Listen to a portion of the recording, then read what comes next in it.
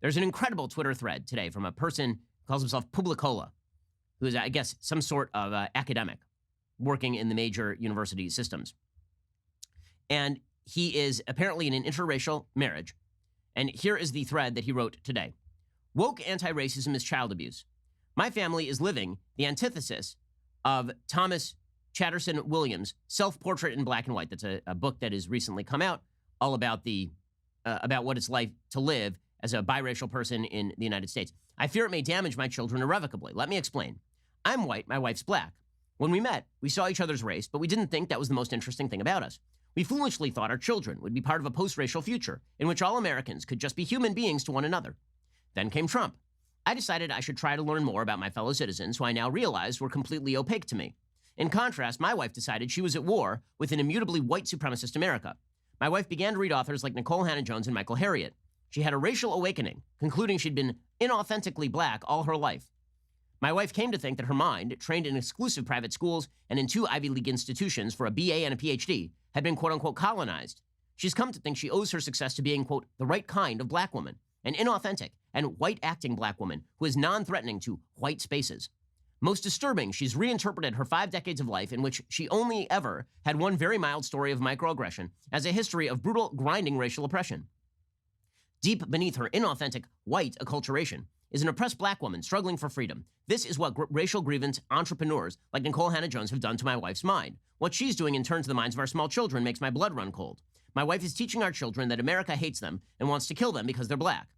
Rather than take the birth of our children, ambiguous, innocent, raceless little creatures, as an opportunity to rethink the oppressive American race ideology and not hand it down to a new generation, my wife got woke after Trump and doubled down on anti-racist racial essentialism.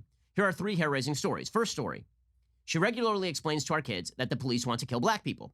Blacks are people police like to kill and always have been. They will keep using the pretext that they got scared when unarmed black people reach into cars like Jacob Blake or steal police tasers like Rayshard Brooks, as long as that pretext allows them to keep killing black people with impunity. That's what she told our children, who by plantation logic are among the black population that the police go out hoping to kill every day. Second story. She told our kids that Kyle Rittenhouse, like so many whites, hates black people and wants to kill black people, so he went to a BLM protest and opened fire. When I asked in a neutral way why she thought Rittenhouse had shot those people, she became upset and stormed out of the house, not to return for 3 hours.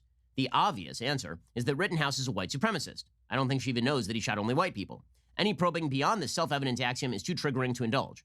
By the way, I have no defense of Rittenhouse, a confused, stupid kid whose foolishness and apparent criminal behavior led to his needless killing of 2 people. Third story. We drove by a poster that said Ahmad with a picture of Arbery. Daughter, who's that? Wife, that's a black man who was killed.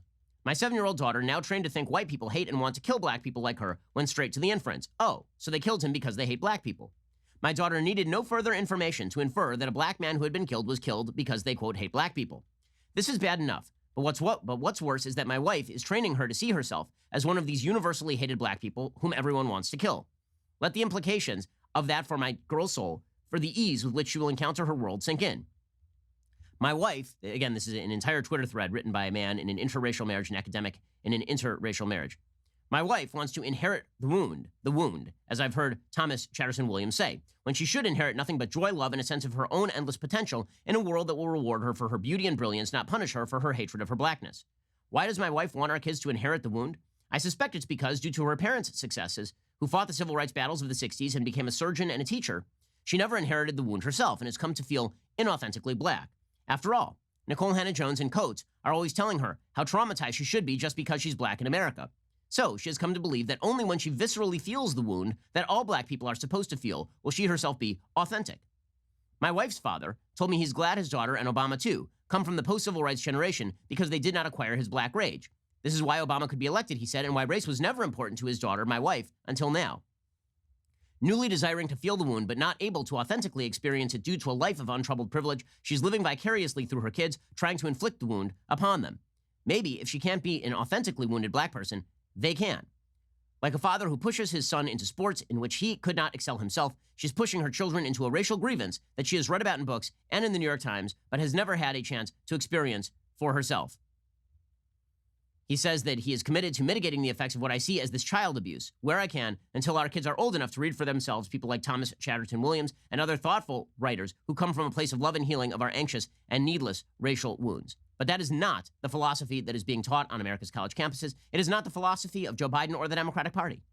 Their philosophy is that America is systemically racist, the police are out to get black people, that black people are living under grinding oppression every day in the United States. Is that ever likely to lead to racial unity, or is that merely rage the Democrats hope to channel into electoral victory? It's a very obvious answer, and I think we all know the answer to that when it comes to the Democrats. It is pretty obvious what the conflict of visions here is. On the one side, you have a belief that America is inherently a good place, and on the other, you have a belief that America is inherently a bad place. Now, Trump may not understand the deep roots of American philosophy, history, or culture that I talk about in my book, How to Destroy America in 3 Easy Steps, but he does have a gut-level feeling that America is inherently a pretty good place. And the Democrats have a gut-level feeling that America is, in essence, a pretty horrible place. And when they pay lip service to the Declaration of Independence, it's not because they believe the Declaration of Independence embodies true American values. It's because they believe that the Declaration of Independence is, as Nicole Hannah-Jones has described it, a lie when written. They believe that the founders were racist. They believe that it's time to get rid of American history because American history is replete with cruelty and violence.